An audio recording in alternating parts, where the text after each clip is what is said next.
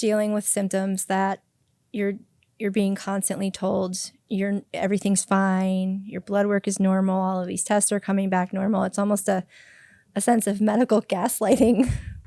Yes, it 100% is medical gaslighting, which is emotional abuse and causes medical trauma, which makes these already difficult situations that more traumatic and that more difficult.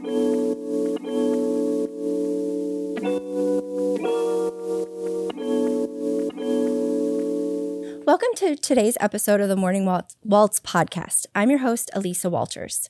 Today's guest is someone I have come to deeply admire in the very short amount of time I've gotten to know her. I'm excited to talk to her today about the important work that she is doing. Casey Berna. Casey is a licensed therapist, a fierce endometriosis warrior, an advocate, author, and a woman who has turned her pain into purpose. Casey, thank you for joining me. Oh my goodness, thank you so much for the really kind and generous introduction. I'm so grateful to be here. I am so grateful that you said yes and that we're having this conversation. I know when you and I connected briefly a couple days ago, we were just talking about how important the work that you're doing is, and I'm excited to unpack that and how you got started and just your life story and how it's led you to where you are today. Absolutely. I'm so thrilled to be able to speak about mental health and endometriosis. It's a topic I feel really passionate about. And like you said, stemming from my own journey with the disease. Yeah. So I'd love to start there, if you will. And I guess the question that I have is, what came first, your trajectory into becoming a licensed social worker or your diagnosis with endometriosis? Absolutely. That's a really great question. And they sometimes feel so intertwined. It's really hard to tease that apart. I think in high school is really when I started thinking about becoming a social worker. And also in high school, I started having symptoms of endometriosis, like many folks out there. My symptoms of endometriosis started really with my first period. Even before that, if I truly think about it and reflect upon it, I wouldn't say I didn't know I had endometriosis at the time. So one really didn't impact the other in at that time.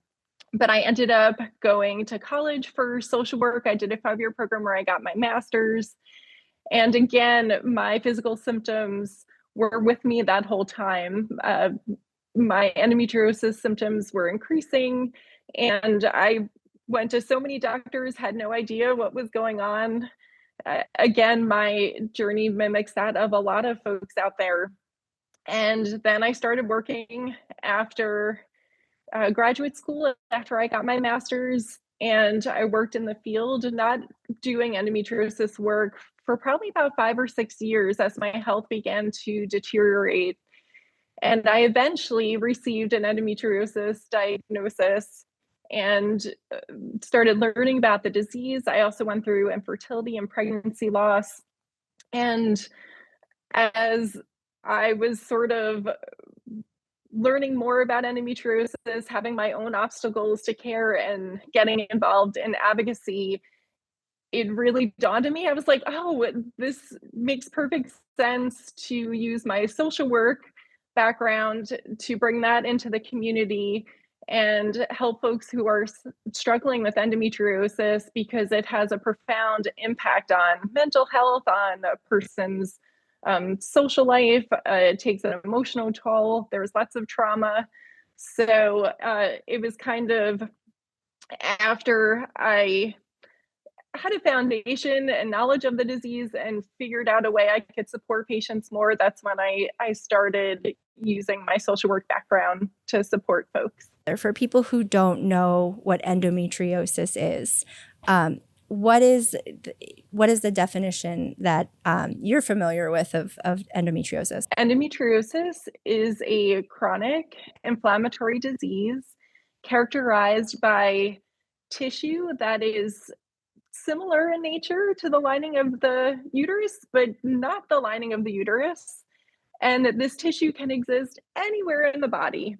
Endometriosis can exist on, I've had it removed from my bladder wall, I've had it removed from my diaphragm.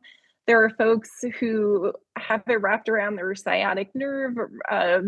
It can be in a person's lungs. It's really, I think, essentially been found in every part of the body. And where endometriosis exists, it's not supposed to be there. So your body is kind of like, hey, what's going on? Why is it there? And your immune system kicks up and inflammation. The result is inflammation, scarring, adhesions, pain, and it causes organ dysfunction. It can cause infertility, pregnancy loss, chronic fatigue. Where endometriosis is, there often is where the organ dysfunction and pain is, but more research has to be done to sort of cement that link. Yeah, absolutely. So during those years before you got your diagnosis and had something concrete to say, oh, I now have this diagnosis and now I can have the next conversations or take the next steps. What was your life like on a monthly basis, daily Yeah, basis? it was terrifying. It was really scary, especially as a teenager, not understanding why I had a lot of stomach issues. You know, when I go out for pizza with friends and then, you know, maybe have like go out for a mocha or something and then have like horrific stomach issues afterwards. I would often have pain, a lot of pain with my period, a lot of pain with ovulation. I went to so many doctors. You know, by the time I was probably 21, I had every test a gastroenterologist could give a person. I had a colonoscopy, upper GI series, lower GI series, and they kept saying it's all normal. You know, maybe it's anxiety. Maybe it's anxiety because of, you know, you're in college and you're working. And I was like, you'd have anxiety too if you were scared of having sudden bowel movements and was in constant pain. And I was falling asleep at college parties, not because I was drinking, because I was so exhausted. So it was scary not knowing what was going on, and it was scary going to doctor who just normalized my pain and told me all of my tests were normal. And it made me feel like I was making stuff up or that I was, you know, sensitive or weak in some way, when in reality, a lot of my organs were stuck together and I had this invasive disease impacting pretty much all the organs in my pelvis. So talk me through the diagnosis and what procedures you've had done to kind of, because endometriosis is also, for many people who don't know, you can't get the diagnosis officially until you've had a laparoscopic procedure and they can go in and see it and cauterize it. At least that's what's been communicated to me by my medical team. Yes, and I would absolutely agree with your medical team. There are some blood tests now that propose that they can maybe diagnose it, but you know, there really isn't anything on the market now that is foolproof or completely accurate. Some places have really excellent ultrasounds, MRI, CAT scans with very good radiologists who are trained in endometriosis and very good doctors who work in conjunction. But even still, for the majority of folks, scans are not reliable to be able to rule out endometriosis for sure. So my own road was like many. It takes 7 to 10 years for most folks to get diagnosis. I've worked with patients who've gone decades without a diagnosis. It really can even be longer. What was wild is that when I was 22, I had an appendectomy. And it was because I had really intense right-sided pain.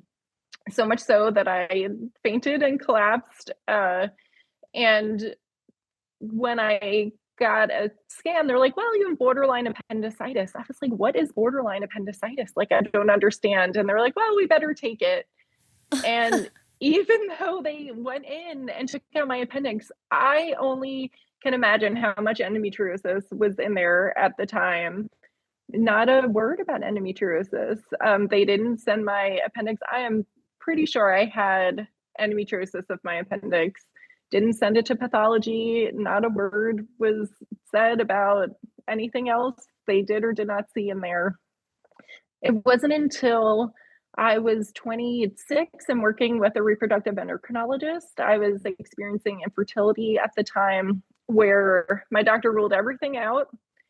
And because everything else was ruled out, he's like, maybe you have endometriosis. Meanwhile, I had all of the classic symptoms. There is a history of painful periods in my family. I pretty much had bowel symptoms, bladder, and he's like, yeah, maybe. I mean, I don't know, maybe. So he did go in and do a laparoscopic surgery and then was able to diagnose it. But unfortunately, like a lot of folks, he wasn't. My first surgery for endometriosis was not with an endometriosis specialist. So it was a 40-minute disease where they burned off, some of the disease and sewed me back up and was like, well, you had a little bit of endometriosis and go on your way. But like many, my endometriosis journey was not over, and I would go on to have extensive disease, invasive disease. And it wasn't until I found a specialist that the extent of the disease was discovered. And then after you have the laparoscopic procedure, they'll be like, okay, go on your way, but we'll see you in a couple years because it's most likely going to come back. Yes. Well, that was the thing, is that because I had a reproductive endocrinologist assigned to my health at that time, right? Because fertility was a priority. His attitude was, I got the little bit of endo, you can get pregnant naturally and you're going to be fine. And that, like a lot of other folks, that wasn't my experience. I was able to have my daughter, and I'm very grateful for that. And then after returning to him as we continued our fertility journey, years went by where I was just getting sicker and sicker and the treatments were not working. And he kept saying, we just have to get you pregnant. It's going to solve everything. We just have to get you pregnant. And,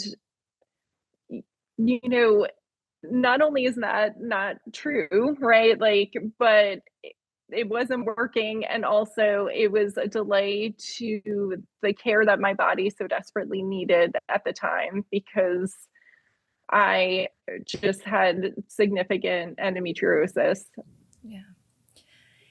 Do you mind me asking a little bit about your infertility journey? Sure. And what you mentioned that you went to see a reproductive endocrinologist. What had transpired between when you started trying to get pregnant to when you had to see that doctor? So my mom has a history of recurrent pregnancy loss. When I asked her in more detail, she also probably had endometriosis, but at her age, it was like passing out on the subway due to menstrual pain was like normal, and she just went on with life. But so I always worried and wondered if maybe I would also have issues, because I knew her history of recurrent pregnancy loss. And when I had my appendix out, I went off of birth control because I was in the hospital and didn't have access to it, and just sort of naturally went off it. And, my husband and I were thinking, oh, we'll see what happens, and nothing happened. And then we were like, all right, let's really try, and nothing still happened. And so I remember going to my gynecologist and telling her about my period pain, telling her, and I was 25 at the time, probably when I went to speak with her. And she was like, I think you just have a low pain tolerance and you're just really anxious about getting pregnant. You just need to relax. And I was like, this doesn't sit right with me. And I honestly fibbed a little bit because you're supposed to wait a year when you're 25 before to getting a referral. That's sort of like the standard of care. And she's like, I mean, how long have you actually been trying? I'm like, a year, please refer me. But anyway, I was able to get a referral and I definitely needed it. I had not only endometriosis, but I also have a genetic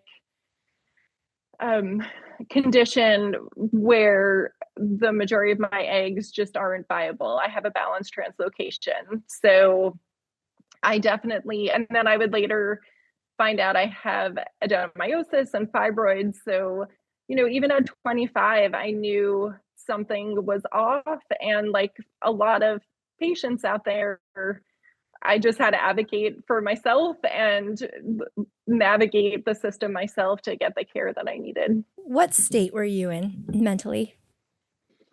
It was really scary. I think infertility, from my own experience and that working many years in the infertility community, it has a profound impact on patients and myself included. It's really scary to that uncertainty of, is this going to happen for me? Is this not going to happen for me?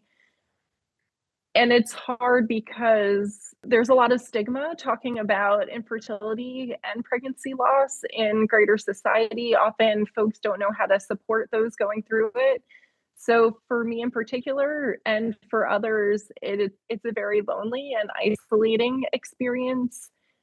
And it is all consuming. It feels like it consumes everything, particularly because there is a lack of sensitivity and support and awareness that other people are going through this.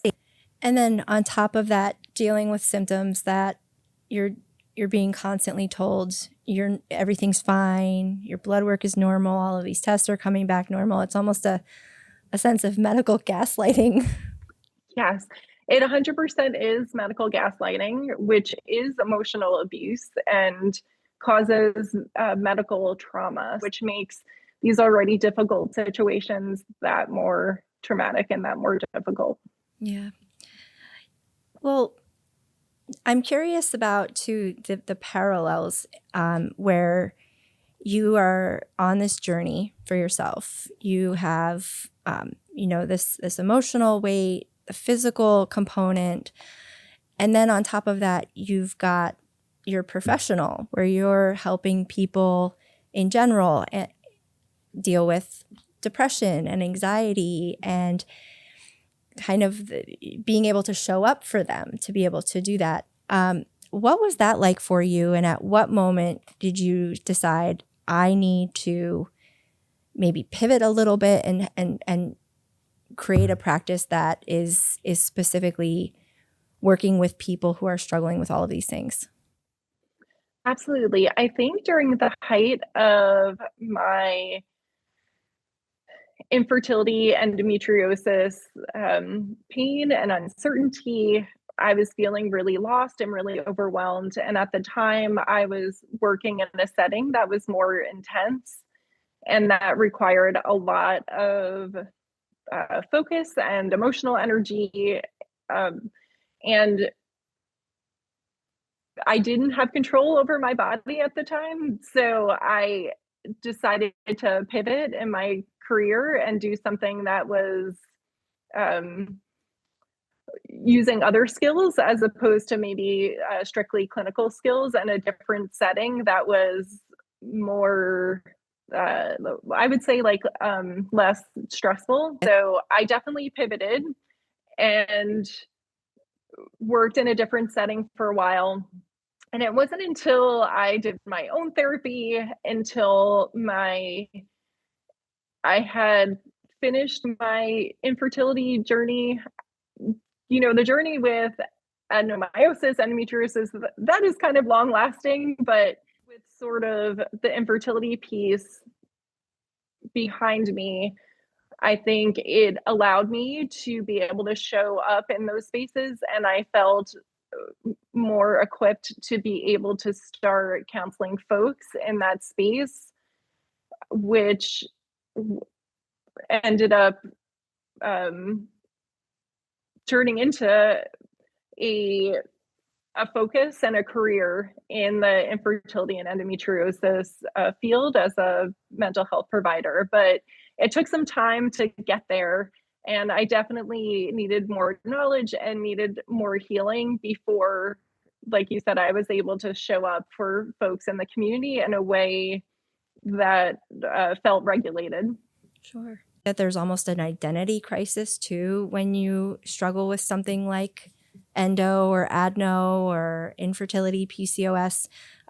So what are some of those emotional wounds or identity crises that people with the chronic illness face? I think research shows that anxiety and depression happen with folks with chronic illness. I think because it has a profound impact on our feelings of autonomy, and really every aspect of our lives. So I think also living with chronic pain can cause anxiety and depression as well. We talked about before pivoting. There's a lot of like, hey, I've worked with folks who are like, hey, I really want to go to law school. I've always wanted to go to law school. It has been my dream. And slowly over time, they come to realize that the intensity and demand of going to law school is not something that they had the capacity for. And so having to pivot, or, folks who have a job as a teacher, right, where they're on their feet all day, where bathroom breaks are hard, that sometimes can turn out to be really difficult. And so there's a lot of grief that comes with endometriosis, whether it's going through infertility, whether it's having to change careers, change jobs, change life plans, grief, and not being able to spend time with friends. I know for teenagers, it's hard because, having a lot of pain and fatigue is really disruptive, right? When people are going out, people are playing sports. So I think, anxiety, depression, grief, and then you mentioned before the medical trauma piece of, going to a doctor for 10 years, multiple providers for 10 years, and being told nothing's wrong with you, or you have a low pain tolerance, or it's in your head. That has a profound impact on self-worth, on sense of self. And so that is also something that I work with patients on. And how do you help women separate who they are from what they're going through? Because that feeling can be so all-consuming, and having to show up and be an advocate for yourself and go from doctor to doctor and get test after test and not have answers and just feel like what you feel so isolated, you feel so alone. And how do you help them? How do you help people separate? And maybe also from your own personal experience, this separating the two. Yeah, I think my own personal experience and what I've gone through in therapy and what I help folks go through is recognizing the different voices in our heads that may be on a negative loop. If it's, I'm not good enough, I'm not strong enough, I'm making this up, it's asking whose voice is that? Is that your doctor's voice who keeps dismissing you? Is that your parents' voice who, told you from a young age it's medical school or nothing, or that your value is, for a lot of folks, society, their culture, their religion tells them in what ways they hold value. So whether that's parenthood, whether that's a fancy job, whether that's a certain degree, it's hard to grow up not internalizing these things. So I think the first step when folks come into my office is validating like what they're going through and sort of rewiring the medical gaslighting and having folks feel seen and heard, and then helping folks decide what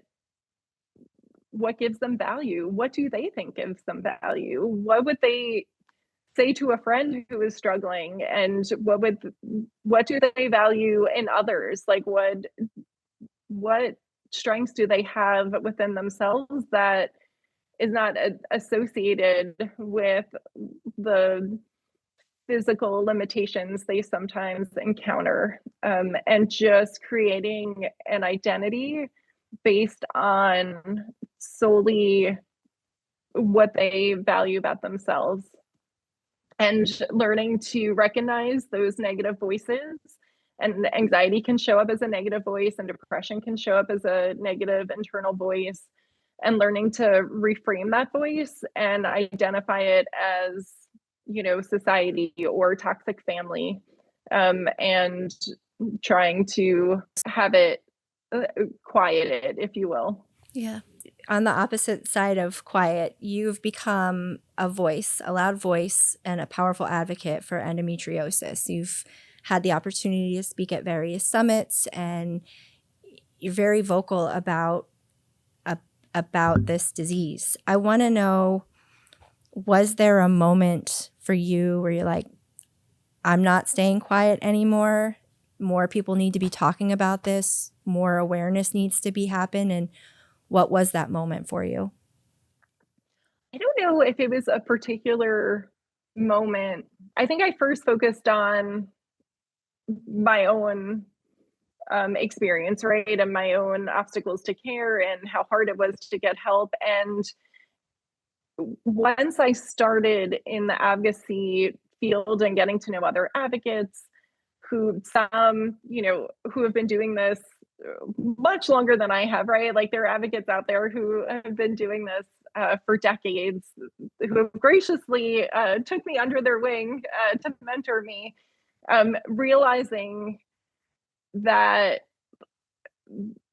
there are systemic problems that are causing, for every individual that is suffering, it is because of systemic problems that have been happening forever.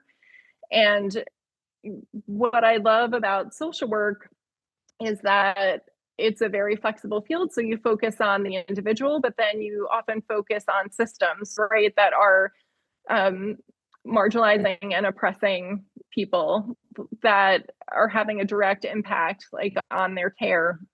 So, looking at the work, say, Heather Cordone has been doing for like 2 decades and speaking out, and working with Shannon Cohen and, other folks, Lauren Cornegay from Endo Black, they are doing incredible work and are talking about the systemic problems that are happening. So I think over time, I just started learning that the ACOG practice bulletin that is in place doesn't have the right definition of endometriosis, and what it like tells the majority of providers to do is causing medical trauma. And I think it's hard once you learn about those things to look away. And so I've just been grateful to join other advocates in the field, to join voices to try and tear down the systems that are harming patients. But it's hard because those systems are in place, and there's power and financial gain and paternalistic views, frankly, that keep these systems in place. So it is challenging for sure. What do you think would be, I guess, the biggest change that would need to happen immediately to start to see the systems as they exist crumble? I would love ACOG to update their practice bulletin, and we've tried so hard, and have had even meetings with them and have given them research. I would love for them to change their practice bulletin, make a statement apologizing to patients, Yeah. and ensuring that they will work with patient advocates and organizations and specialists in the field to educate every single OBGYN out there on endometriosis and how to support patients in need and how to refer patients to doctors who are specialists. How would you recommend for someone that you might be working with, a patient of yours, to navigate the system or the medical gaslighting? What are some of the resources and tools you would offer? Absolutely. I think because endometriosis feels so isolating, the first thing is to connect with a support group, whether it be a Facebook group. There are multiple Facebook groups out there, like Endometropolis, Nancy's Nook, Endo Warriors. They're really good Facebook groups. Connect and follow organizations that are doing patient-led organizations that are doing excellent work. GynoQueer is an excellent organization that helps folks with endometriosis and the LGBTQIA community. Endo Black is an incredible organization that also, I believe, has a online Facebook group and private Facebook group and community, but also does incredible work. And watching films like Below the Belt is also really powerful. The documentary by Shannon Cohen, that's a really powerful way to feel less isolated and understand navigating care. And there are a lot of support groups out there that are free that can help folks be in community and also share information. And I think that's really empowering. I think sometimes providers discourage patients from doing their own research, but I feel like with endometriosis, it is so important to do your own research to figure out ways to overcome obstacles and link to other providers who know about endometriosis. Yeah. I'm a big advocate of Nancy's Nook. It's been a personal help for me. Yeah, it's great. And Nancy's amazing. You know, she's been doing this for so long and has helped so many folks access the care that they need. And, you know, again, people like her and Heather are great. Oh, and another resource that's wonderful, a free resource, the Endometriosis Summit has a YouTube channel. You know, Dr. Sally Sorrell interviews some of the top experts in endometriosis from all around the world, whether it be acupuncture, you know, specialists who understand like gut health within endometriosis, bowel endometriosis, thoracic. It's incredible. So, and that's free. It's on YouTube. Yeah. Well, I appreciate all of these resources and that we can continue to share them. I guess coming back to you, where are you at with your endo journey? I think it was probably 2018. I had 2 excision surgeries with a different provider when I lived in New York. And those surgeries did help some of my endometriosis for sure.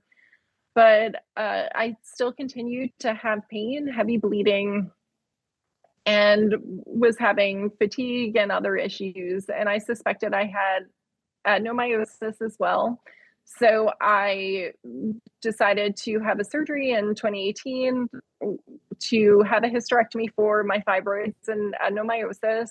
But I also chose to do it with an endometriosis excision specialist because I wanted any disease taken care of that was in there. I shouldn't have had a lot of disease, you know, based on my prior surgeries, but just in case.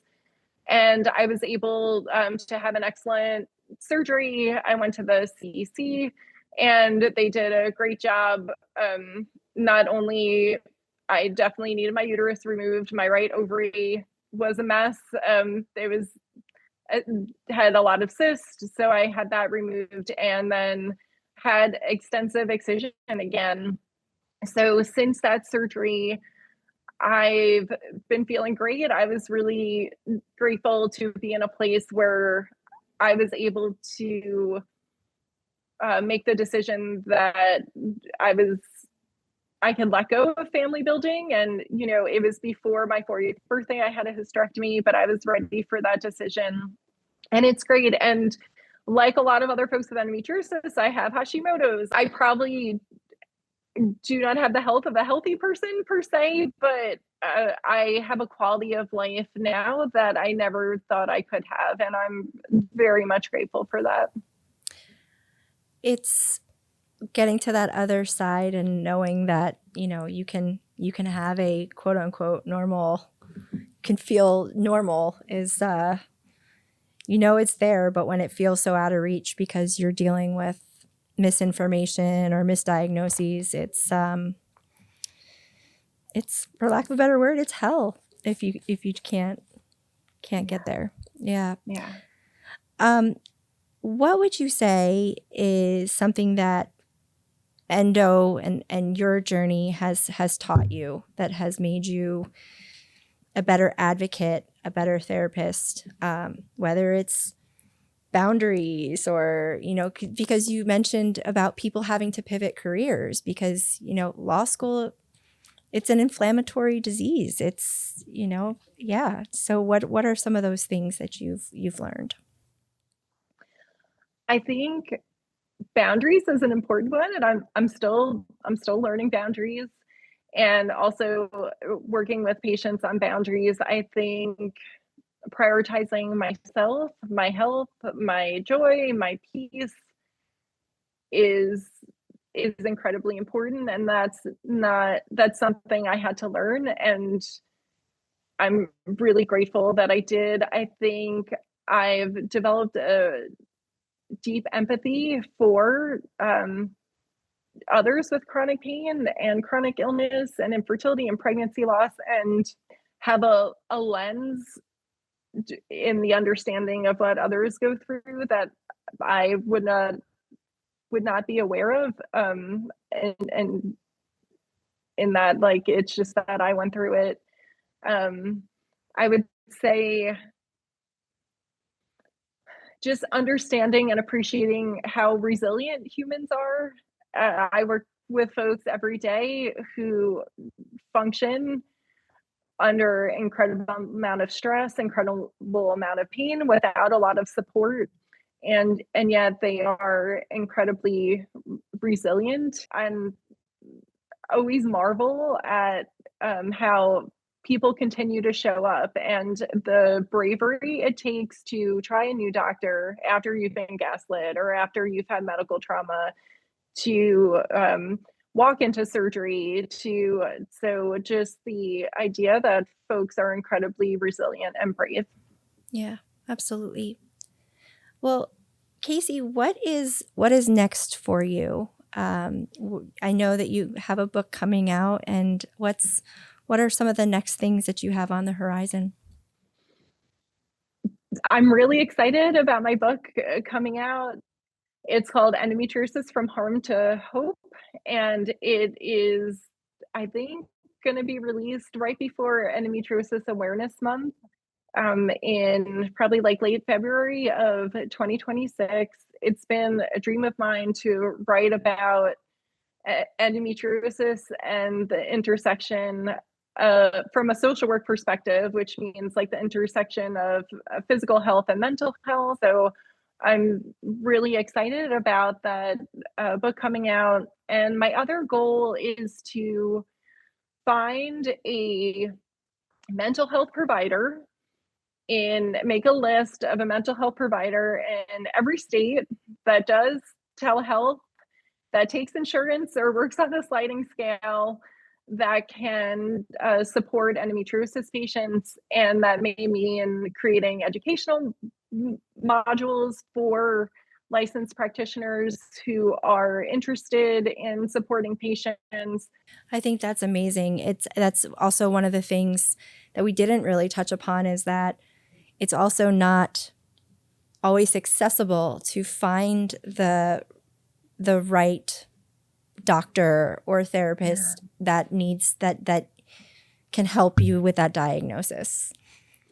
Yeah, it's hard because, there are so many myths out there that providers hold on to. So I've had folks who say have um, sexual abuse in their background, right? Like, and their mental health provider is focusing on that as their source of like pelvic pain, as their source of, um, gastro pains, but which kind of is gaslighting the patient who's has endometriosis, right? So it's tricky. I think if I try not to be cynical for a moment, I feel like providers really do want to help patients, but often in the ways that they think they're helping patients, because they're not educated, it's actually harming patients. So yeah, I think having practitioners who are knowledgeable and cannot do harm is so important, because endometriosis patients are incredibly vulnerable. 100%. What would you kind of the thought that you'll leave us on here is, if there's somebody who's listening who's feeling that they have stomach issues and they're not getting to the answer and getting to the bottom of it, what advice would you offer to somebody who is kind of in the trenches of not knowing what's going on with their body, but feeling like they're being gaslit, and what's the next step that they should take? Yeah. I would say hold on to your intuition and your instincts about your body, even though everyone around you is trying to disconnect you from those thoughts and make you believe otherwise. I would join a Facebook group like Nancy's Nook. I would watch the documentary Below the Belt. I would, pick up like the various books out there about endometriosis, like, Beating Endo by, Dr. Orbuck is one of them. But there's many out there, and just start reading into and about endometriosis from these sources. Look on the Endo Summit's YouTube page. And I would say the first step is to educate yourself, and then join support groups so you can figure out where there's a safe doctor to have a free consult, or, to have a discussion. I always tell patients, if you suspect endometriosis, talk to a specialist. Don't, do a consult with a specialist, because they're really the only ones who I would feel comfortable, chatting with. Okay. And then they could give you more information. And what about you, if somebody wants to work with you directly? I'm currently licensed in Florida, North Carolina, and South Carolina.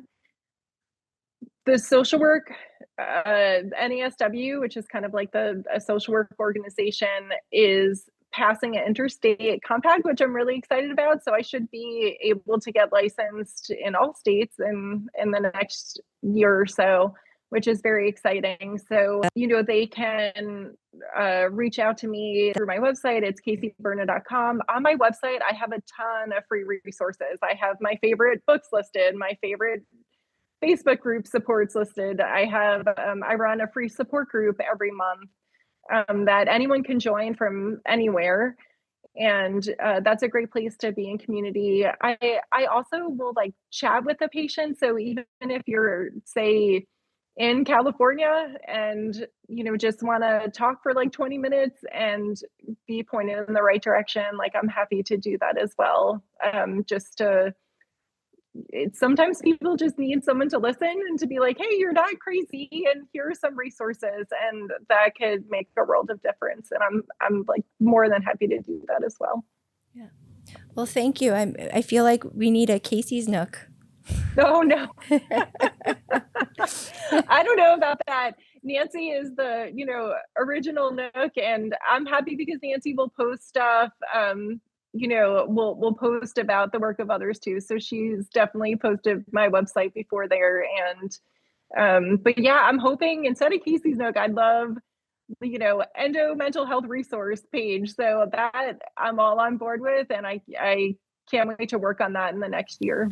Great. Well, thank you so much, Casey, for joining me. That was Casey Berna, and I hope that you're walking away feeling informed, inspired, and a little bit more in touch with what's happening. If you feel like you might be struggling with endometriosis, I hope that this finds you and provides some valuable resources. So, Casey, thank you so much. Oh my goodness, thank you so much. It was such a pleasure to chat with you. I'm so grateful for this opportunity to talk about endometriosis and mental health. Yeah, thank you. I appreciate you being so open and candid about it.